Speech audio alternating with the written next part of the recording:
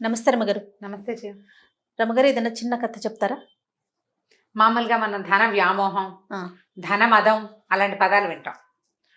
అంటే ఎవరి దగ్గరైనా డబ్బులుంటే వాడికి నడమంత్రం అలాంటి వాడతాం కదా. అంటే అవునో కాదో జయ, కానీ డబ్బులు వచ్చేసిన వాడికి ధైర్యం వచ్చేస్తుంది కదా. నేను గ్రేట్ అనే భావన ఆటోమేటిక్గా వస్తుంది. ఎందుకంటే వాడు ఏదైనా కొనగలుగుతాడు. డబ్బుతో పాటు వచ్చేస్తుంది అంటారా? ఆటోమేటిక్గా డబ్బు అపరిమితమైన ధైర్యాన్ని ఇస్తుంది జయ. ఏదైనా చేసేస్తాడు. దానికి పంచతంత్రంలో ఒక కథ చెప్తా, పెద్ద కథ, చిన్న బ్రీఫ్గా మ్యాటర్ చెప్తా. ఎలుక ఒకటి పైనున్న కుండని ఇక్కడి నుంచి ఎగిరి అందుకుంటుంది. మిగిలిన ఎలుకలు ఏవి అందుకోలేవు. ఈ కింద నుంచి ఎగిరి అంత పైకి ఎట్లా అందుకుంటుంది అని అక్కడికి వచ్చిన ఒక సన్యాసి, ఒక ఆయన ఏమంటాడంటే, ఆ ఎలుకది కాదు బలం, అది ఎక్కడుంటుందో అక్కడుంది ఆ శక్తి ఏమిటో. ఇది ఉన్న ప్లేస్ ఏమిటో చూపించు నాకు, దీని బలం ఏమిటో నేను నీకు చెప్తానంటాడు. వెతికితే ఆ ఎలుక నిద్రించే కింద 2 పెద్ద పెద్ద బంగారపు కుండలు ఉన్నాయి. ఎలుక్కి బంగారం విలువేం తెలీదు. ఆ బంగారం వాళ్ళ నుంచి వచ్చేటువంటి ఆ గొప్పతనం వల్ల దానికి అది వచ్చింది. అంటే ఎలుక పేరు పెట్టాడు, కానీ మనుషులు కూడా అంతే. వాడికి స్వతహాగా ఏమీ శక్తి ఉండదు, యుక్తి ఉండదు, ఏమీ ఉండదు, మామూలుగా ఉంటాడు. సడన్గా వచ్చి డబ్బులు పడిపోతే వాడు ఏదైనా కొనేసుకోగలడు, ఏదైనా అనే ఫీలింగ్ వచ్చేస్తుంది. చూసావా లోపల? దాన్ని అర్థమవుతుంది కదా, డబ్బు వల్ల మనం ఏం చేయగలం అనేది తెలిసిందా ఇంకా వాడిని పట్టలేం. వాడిని పట్టలేం. దాన్ని ధనమదం అంటుంటారు. ఆ కథని అట్లా చెప్పారు మనకి పంచతంత్రంలో. అదే ఎలుక్కి వచ్చిన బలం ఎందుకు వచ్చిందంటే దాని కింద ఉన్న డబ్బు వల్లే. ఆ డబ్బులు తీసేసాక అది బలహీన, అది ఎత్తుకోలేదు, ఎగిరి పట్టుకోలేకపోతుంది. అంతేగా, ఎగిరి కింద పడుతుంది అన్ని ఎలుకల్లాగానే. దానికి తెలిసిపోతుంది నా బలం అంతా పోయింది అని. డబ్బు పోతే బలం పోతుంది, నీకు బలం కావాలంటే డబ్బు సంపాదించాలి అని చెప్తుంది పంచతంత్రం. ధనమే ప్రధానమైన బలం మనుషులకి. అయితే దాని మీద ఒక చిన్న చందమామ కథ చెప్తా. ఒక ఊళ్ళో ఒక వీరయ్య గారని ఒక ఆయన ఉన్నాడు.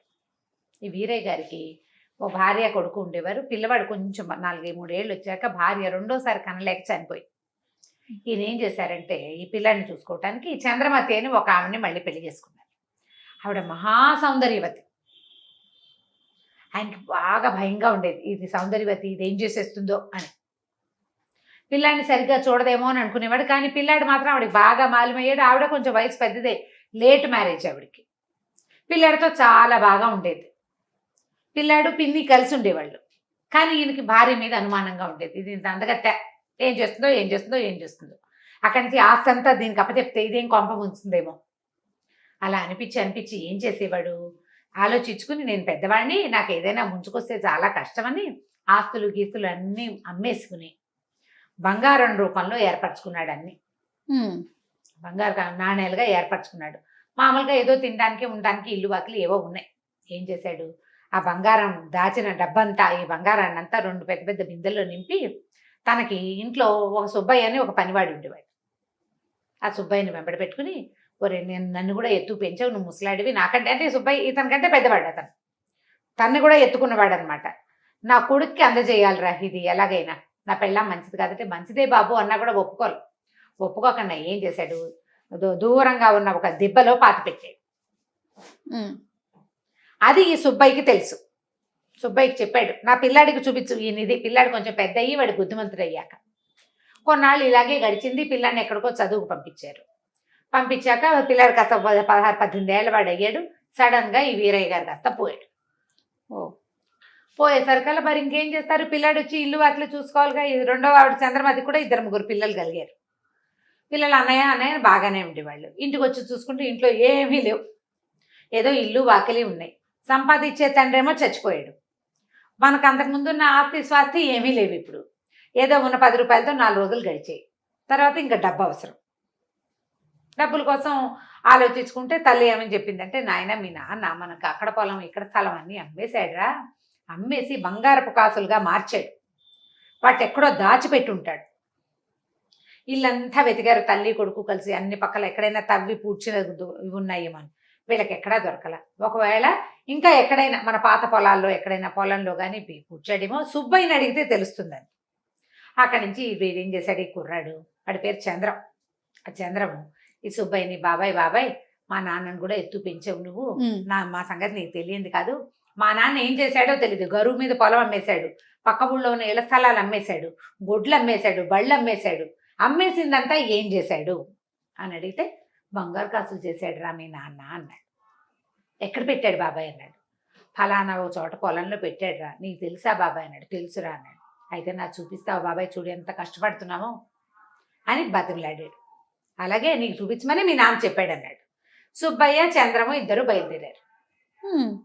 ఇద్దరు బయలుదేరాక కొంత దూరం బాగా పొలాల్లోకి వెళ్ళారు. నిర్మానుష్యంగా అయిపోయింది. సడన్ గా ఈ సుబ్బయ్య అక్కడ దాకా వెళ్ళాక ఒక రకంగా లాగుతున్నట్టుగా, ఎవరో పిలుస్తున్నట్టుగా ఈ కుర్రాన్ని వదిలేసి గబగబా నడుచుకుంటూ వెళ్ళిపోయి ఓ చోట నిలబడి, ఏంటి నీకంత ఆశ? డబ్బులు కావాలా నీ బతుక్కి? నీ మొహం చూసుకున్నావు ఎప్పుడైనా అద్దంలో అని కుర్రాన్ని తిట్టడం మొదలుపెట్టాడు. వీడు నిర్ఘాంతపడి, ఏమిటి ఇప్పటిదాకా బాగానే ఉన్నాడు బాబాయ్, ఉండి ఉండి బాబాయ్కి ఏమొచ్చిందో వీడికి అర్థం కాలేదు. అదేమిటి బాబాయ్ అంత మాట అన్నావంటే, లేకపోతే నీకు ఇంత డబ్బాస్ ఎందుకు, ఎలాగోలాగా బతుకు. అసలు ఆ డబ్బంతా ఎక్కడుందో నాకు ఒక్కడికే తెలుసు. డబ్బు ఎక్కడుందో తెలిసిన వాడికే అది అనుభవించే యోగ్యత ఉంటుంది. నువ్వెవడివి మధ్యలో? నువ్వు పెట్టలేదు, నీకు తెలీదు. నువ్వు పెట్టండి, నీకు తెలియంది నీకెందుకు కావాలి? ఇంకా నీకు అక్కర్లేదు, నేను నీకు చచ్చినా చూపించను. ఆ డబ్బులు నావి, అవి ఎక్కడున్నాయో నాకే తెలుసు అన్నాడు. అనేసరికి కూరాడికి ఏడుపు వచ్చేసింది. ఏం చేయాలో తెలియలే. అక్కడి నుంచి బాబాయ్ ఇంటికి వెళ్దాను రా బాబాయ్, పిన్ చూస్తుంది బాబాయ్, మా అమ్మ అది అంటుంది బాబాయ్ అని బతిలాడి ఇంటికి తీసుకుపోయాడు. తీరా ఈ స్థలాలు దాటి ముందుకెళ్ళంగానే బాబాయ్ మామూలుగా అయిపోయాడు. ఏంట్రా బాబు మొహం అలా ఉంది, చేతిలో మొహం కడుక్కొని మొహం కూడా కరిగించాడు పిల్లడికి. జామకాయలు కోసిపెట్టాడు, తిందామా అన్నాడు. బాగానే ఉన్నాడు. ఇంటికి వెళ్ళాక మామూలుగానే పనిచేస్తున్నాడు, మామూలుగానే ఉన్నాడు. మళ్ళీ ఇంకో రోజు తీసుకెళ్ళాడు. ఆ రెండో రోజు అలాగే తిరగబెడి తిట్టిపోసాడు వీడిని, కొట్టబోయాడు కూడాను. అర్థం కాల.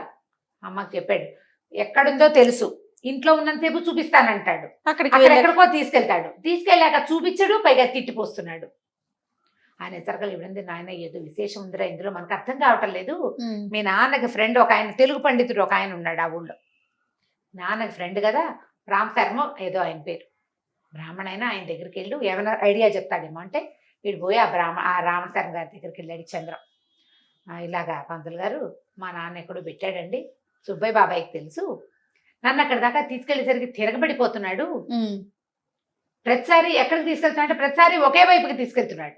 3 సార్లు వెళ్ళారు. అప్పటికి 3 సార్లు ఇదే జరిగింది. ఆయన సర్కల్ ఆయన నవ్వాడు. ఓ పంచే, ఈసారి తీసుకెళ్ళి మళ్ళీ, అయితే ఎక్కడ నిలబడి నిన్ను తిడుతున్నాడో అక్కడ ఒక గుర్తు పెట్టుకురా, అతను నిలబడ్డ చోటే పెట్టాలి నువ్వు దాన్ని. ఇంటికి వచ్చేసాక అప్పుడు మళ్ళీ వెళ్దుగా నువ్వు అన్నాడు. అనేసరికి సరే అన్నాడు. మళ్ళీ బాబాయ్ డబ్బులు ఎక్కడన్నాయో చూసి తెచ్చుకుందాని రావా అని తీసుకెళ్ళేసరికి వాడు అరిచి తిట్టిపోసాడు ఆ బాబాయ్ వీడిని. మళ్ళీ అక్కడ వీడేం చేశాడు, వెళ్ళేటప్పుడే ఒక చిన్న కర్ర పుల్ల తీసుకెళ్ళాడు ఇంటి దగ్గర నుంచి. తమ పేరు చెక్కి ఉన్న పుల్ల ఒకటి పట్టుకెళ్ళాడు, ఒక దీని లాంటిది, వాసాల లాంటిది.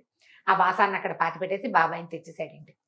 తెచ్చాక ఆ రామ్ శర్మ గారి వెంట పెట్టుకుని తీసుకెళ్తే ఎక్కడైతే సుబ్బయ్య నుంచున్నాడో అక్కడ తవ్వితే 2 బిందెల బంగారపు బిళ్ళలు దొరికినాయి. అందులో వీళ్ళ నాన్న రాసిన ఉత్తరం కూడా ఉంది. ఈ సొమ్ము నా కొడుకు కుమారుడైన చంద్రానికి చెందాలి అని. ఇదేంటండి పంతులు గారు విశేష విచిత్రం, ఆ బాబాయ్ చాలా మంచివాడు, ఇంటి దగ్గర మా ఇంట్లో పనిచేస్తున్నాడు కూడా, ఇంటి దగ్గర ఉన్నప్పుడు వెళ్దాం నాయన అంటాడు, ఇక్కడికి రాగానే లేకపోతాడు అంటే అదేరా నాయన ధనమదము. అక్కడికి వచ్చేసరికి ధనం అట్లా ఆశ పుట్టిచ్చేస్తుంది, అట్లా పాడు చేస్తుంది. వాడు ఎంత మంచివాడు, ఇది దాటేసరికి మళ్ళీ మారిపోతాడు. ఆ కాస్త తప్పేసరికి మారిపోతున్నాడు. లక్షణంగా ఇంటికి పట్టుకెళ్ళి వాడుకో, మీ నాన్న నీకోసమే దాచిపెట్టాడు, ఉత్తరం కూడా రాశాడంటే ఆ 2 బిందెలు మోసుకుని ఆ సుబ్బయ్య కూడా ఓ 10 రూపాయలు ఇచ్చి అందులో ఇచ్చి మళ్ళీ ఇల్లు వాకిళ్ళు సంపాదించుకుని పిల్లాడు వ్యాపారం చేసుకుని సుఖంగా ఉన్నాడు. అదే ధనబలం. అదే డబ్బులుంటే దన్ను, డబ్బును. అందుకే అదే చెప్తారు, యస్యాస్తి విత్తం నరహ కులీనహ చెప్తారు. వాడి దగ్గర డబ్బు ఉందో వాడే గొప్పవాడు, వాడే గ్రేట్, వాడు ఆటోమేటిక్గా గ్రేట్ అయిపోతాడు. గ్రేట్నెస్ ఉన్నా లేకపోయినా తనకి తను ఉన్నట్టు ఫీల్ అవుతాడు. అది ఉంటే చాలు. డబ్బు అంత పనిచేస్తుంది కాబట్టి సంపాదించాలి. అది ఖచ్చితంగా సంపాదించాలి, అలానే నిల్వ చేసుకోవాలి, సేవ్ చేయాలి. అదే రైట్ రమ్మ గారు, నమస్తే అండి. నమస్తే జయ. ఈ వీడియో కనుక మీకు నచ్చినట్లయితే లైక్ చేయండి, షేర్ చేయండి. మరిన్ని వీడియోస్ కోసం మా ఛానల్ని సబ్స్క్రైబ్ చేసుకోండి.